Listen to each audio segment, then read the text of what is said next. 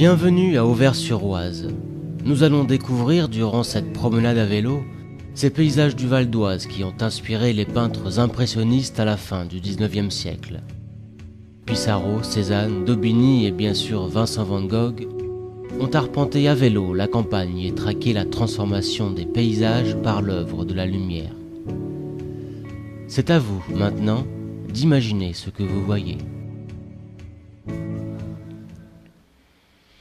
Avant d'enfourcher votre vélo, vous pouvez rendre une petite visite à ces lieux aujourd'hui symboles du mouvement impressionniste.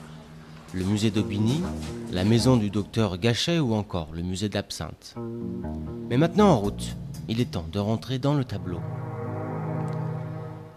Mémorisez bien les photos suivantes car la signalisation routière est quasiment absente sur la première partie de ce parcours. Au centre-ville d'Auvers, engagez-vous dans la rue des Ponceaux. Puis à droite, rue de Léry. À gauche ensuite, rue d'Aubigny, où vous rencontrerez l'atelier de Daubigny.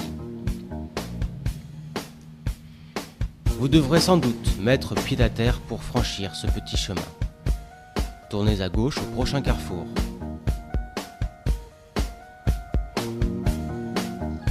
Une formidable sensation d'espace et de liberté commence à naître dans ces paysages au son feutré.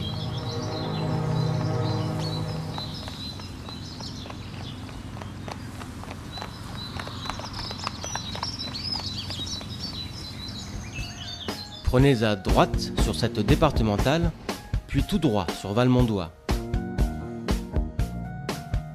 À Valmondois, prenez à gauche sur la départementale 151 en direction de Nesles-la-Vallée. Nous arrivons dans la vallée du Sausseron, une petite rivière que nous longerons sur quelques kilomètres.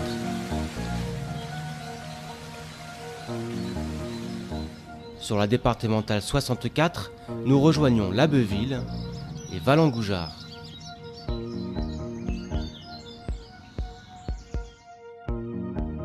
Les premières maisons typiques du Vexois, faites de pierres calcaires et de tuiles, apparaissent, ainsi que de nombreuses rues, berges et ponts.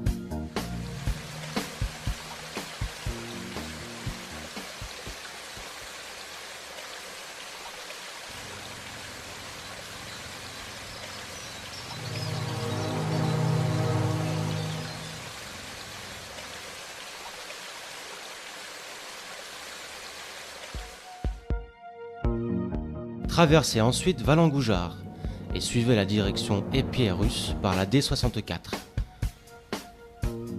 Route que vous quitterez rapidement pour prendre la direction de Ménouville sur votre droite.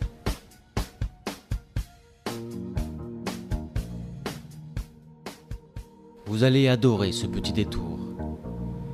Devant nous, la ferme manoir du Petit Château, vestige d'un haut lieu d'exploitation agricole au XIIe siècle. Le pigeonnier octogonal, composé d'une tour massive faite de pierres et de briques, est l'une des parties les plus spectaculaires de cette ferme-château.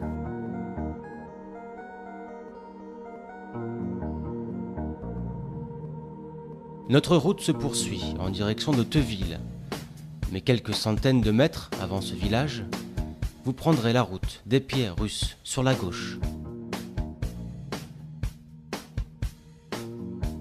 Repérez bien ce carrefour où vous prendrez à droite pour rejoindre le centre-ville d'Épied. Continuez cette route par Livilliers, puis en direction de Hennery. Vous traverserez la départementale D27.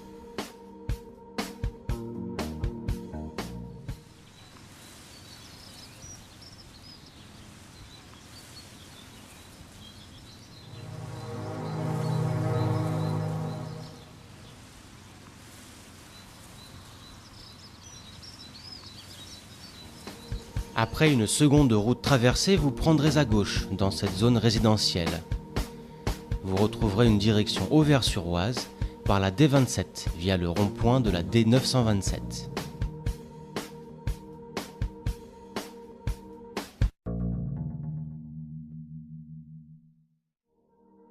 Vous regagnerez Auvers-sur-Oise par le château d'Auvers qui vous propose un voyage au temps des impressionnistes. Une visite qui clôturera agréablement votre balade.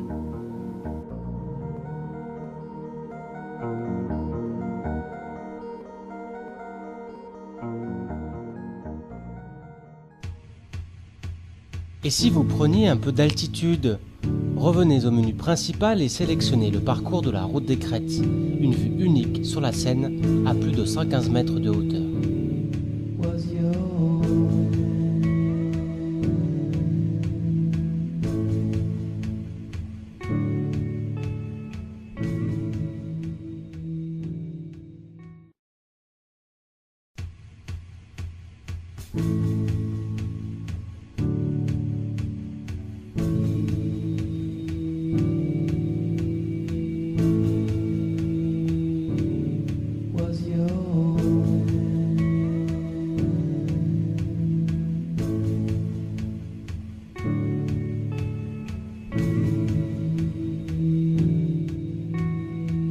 Ce parcours débute au parc de la Villette, en bordure du canal de l'Ourcq. Symbole de l'œuvre urbaine, le parc est aussi devenu, grâce à l'aménagement des quais de l'Ourcq, la grande porte parisienne vers la campagne. Ce trajet est exceptionnel. Vous passerez du cœur de la ville au cœur de la campagne, grâce à une piste cyclable que nous suivrons sur 30 km. Le dépaysement est assuré et l'aventure accessible à tout type de vélo. L'itinéraire est très simple puisque vous n'emprunterez qu'une seule piste cyclable. Dirigez-vous d'abord vers le pont du périphérique. Vous traverserez ensuite une petite zone industrielle. La première ville de Seine-Saint-Denis que vous traverserez est Pantin. Vous avancerez en toute tranquillité et sécurité sur un revêtement alternant bitume de bonne qualité, pavé et terre stabilisée.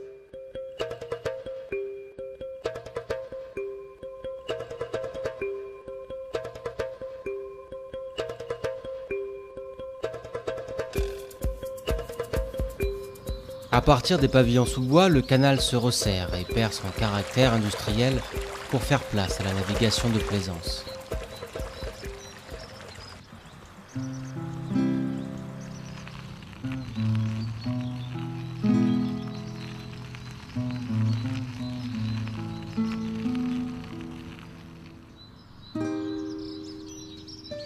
Peu à peu, la verdure se fait plus présente et plus sauvage après Livry-Gargan.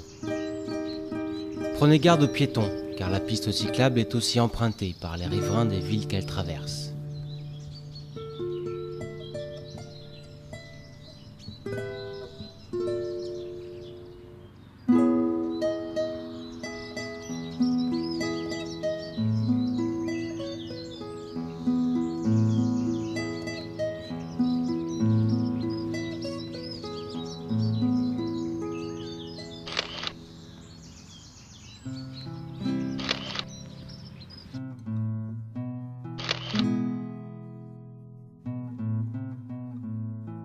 À partir de Sevran, nous sommes en pleine campagne, mais la piste cyclable n'en demeure pas moins de bonne qualité.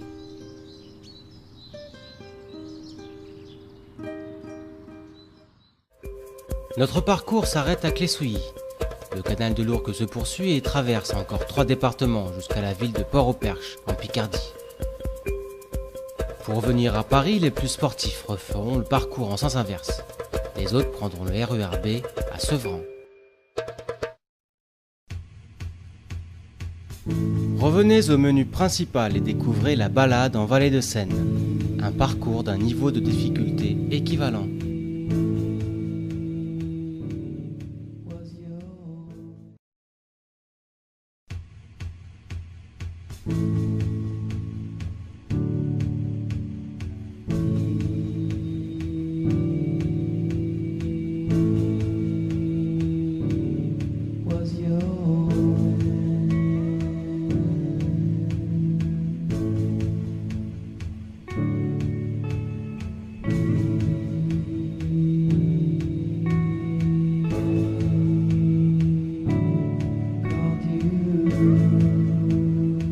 sommes dans la ville de La Roche-Guyon, dans le parc naturel du Vexin, à moins de 70 km de Paris. Une ville connue surtout pour son château et sa forteresse médiévale qui domine la vallée de la Seine. Mais l'intérêt de ce parcours le plus sportif de notre sélection réside dans la surprenante route des Crêtes. À une centaine de mètres d'altitude, elle offre une vue spectaculaire sur la Seine. Alors suivez le guide. Étonnant château de La Roche-Guyon composé d'un donjon construit à l'époque médiévale au XIIe siècle et de pavillons monumentaux et terrasses bâtis 6 siècles plus tard. Notre route débute donc au pied de cet imposant monument. Nous allons d'abord longer la Seine par la D913 en direction de Vétheuil. Soyez attentifs au fléchage suivant. À Vétheuil, suivez l'indication route des Crêtes par la D100. Mais nous allons prolonger notre parcours et quitter cette route en prenant la direction de Lagoulet, Villers-en-Arthy.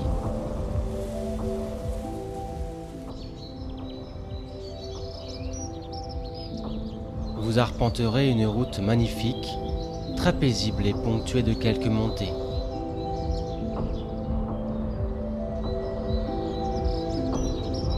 À Villers-en-Arthy, prenez en direction de Villarceau, par la petite route de Haute-Souris.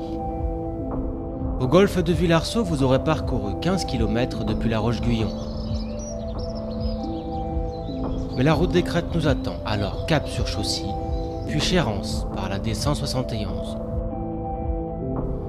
Une route qui commence par une plaine, puis monte graduellement. À Chérences, vous suivrez la route des Crêtes. Tout à coup, un paysage extraordinaire va se révéler sur votre côté gauche. Nous sommes à 115 mètres d'altitude, un point de vue unique et vertigineux sur la Seine.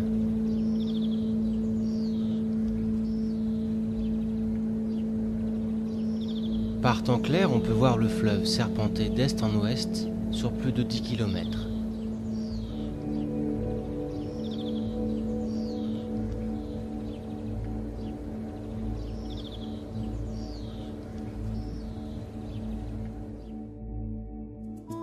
Notre parcours s'achève par une superbe descente sur La Roche-Guyon et la Seine, en suivant la départementale 100.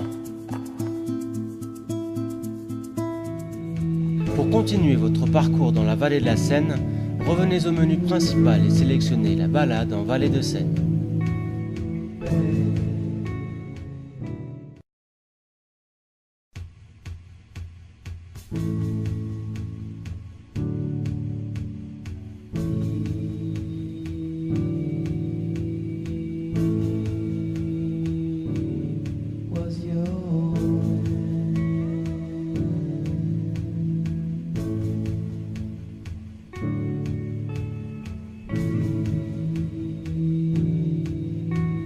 Nous sommes dans le village de Freneuse, département des Yvelines, en bordure du parc naturel du Vexin, à 70 km de Paris.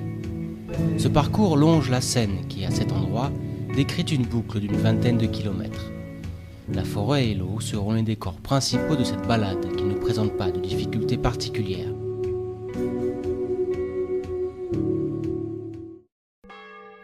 Dans le centre-ville de Freneuse, suivez la pancarte indiquant « Tennis, ski nautique ». Quelques mètres plus loin, vous arriverez sur les rives de la Seine. Nous sommes bien dans une vallée, au pied de falaises calcaires. La balade commence sur ce petit chemin de halage, praticable par tout type de vélo.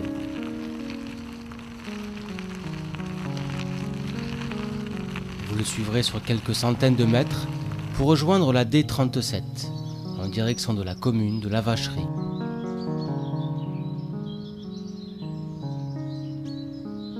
En bordure de cette route, de petits chemins permettent de s'approcher au plus près de la Seine et d'admirer l'autre rive.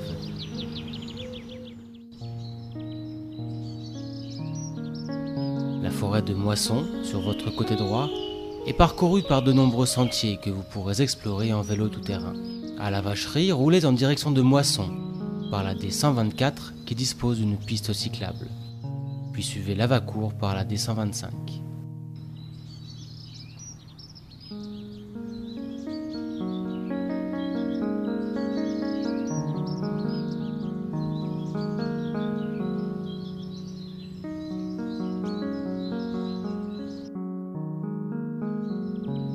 Peu après Lavacourt, vous traverserez la base de loisirs de Moisson-Mousseau. Pêche, baignade, golf. D'avril à septembre, vous pourrez profiter des nombreuses activités de la base. Suivez la D125 en direction de Mousseau-sur-Seine. Vous retrouverez alors des bords de Seine plus aménagés en passant à la hauteur du barrage de Méricourt.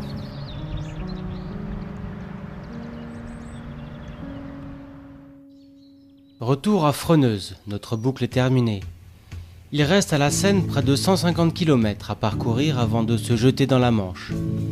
Pour l'accompagner quelques kilomètres encore plus au nord, revenez au menu principal et sélectionnez le parcours de la route des Crêtes.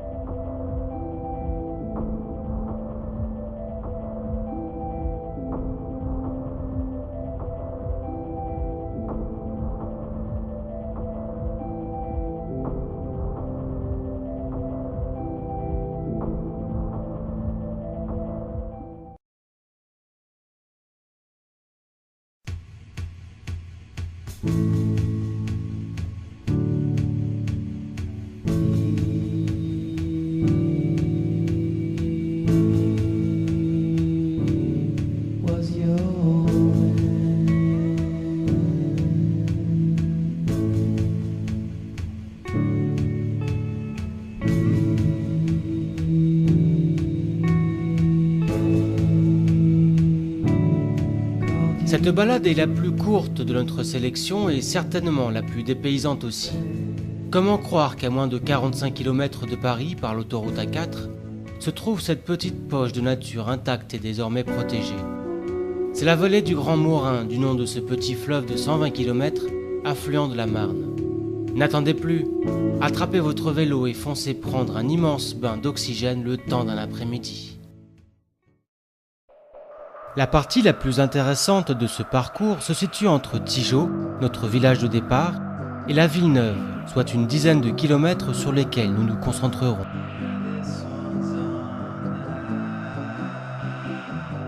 À Tigeaux, vous pourrez déjà faire connaissance avec le Grand Morin.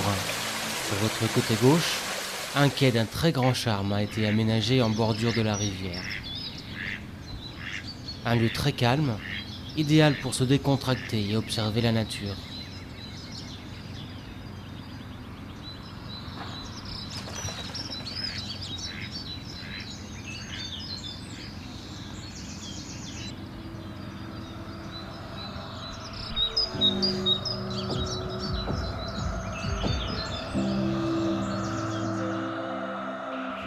Nous poursuivons notre parcours en rejoignant Dammartin-sur-Tigeaux par la D20.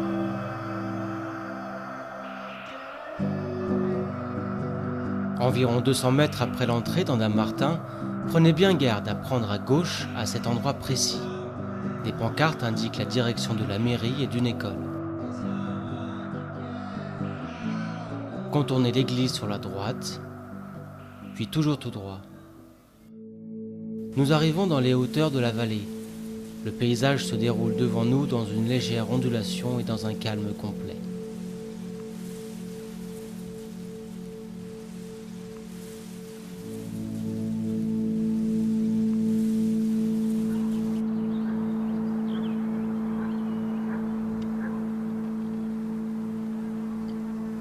Cette petite route nous mène jusqu'au village de Guérard.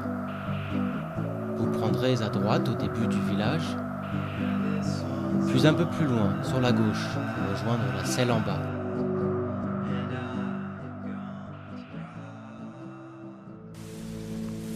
Respirez. Cette route qui plonge dans la vallée est tout simplement sublime. Elle nous transporte à des centaines de kilomètres de Paris, au cœur des Cévennes ou dans les contreforts du Massif central.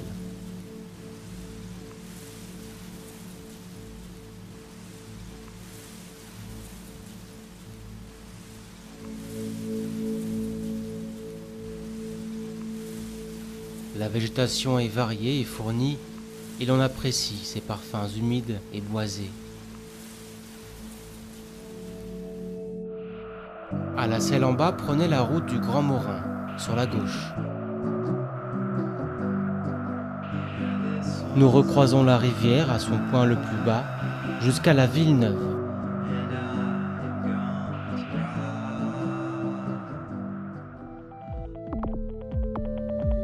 Pour retourner sur Tigeot, vous pouvez revenir en arrière ou prolonger votre balade en remontant la vallée par l'autre versant. Dans ce cas, empruntez la D25 au carrefour de Villeneuve jusqu'à cette petite route que vous prendrez sur la gauche en direction de Rouilly-le-Bas. Prenez ensuite la première à droite, c'est un virage en épingle qui vous amènera à Rouilly-le-Haut. À Rouilly, suivez la route pour Le Charnois.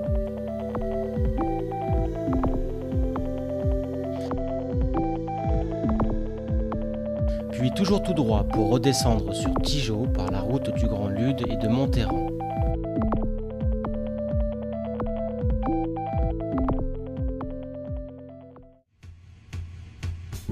Envie d'une balade à vélo plus culturelle? Revenez au menu principal et sélectionnez le chemin des impressionnistes.